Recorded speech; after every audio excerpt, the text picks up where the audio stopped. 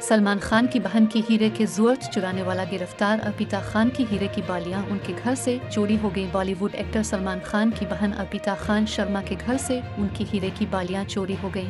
ज़ूरत चुराने वाला घर का मुलाजिम निकला। सलमान खान की बहन अर्पिता खान शर्मा की घरेलू मुलाजिम ने इनकी हीरे की बालियां चुरा ली। ये अर्पिता ने अपने अपार्टमेंट से डकैती के बाद मुंबई पुलिस में शिकायत दर्ज कराई।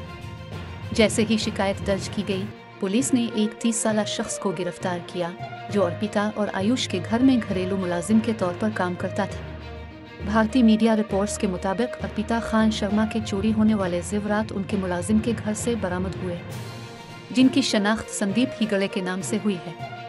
संदीप मुंबई में अर्पिता के अपार्टमेंट में घरेलू मुलाजिम के तौर पर काम करता था।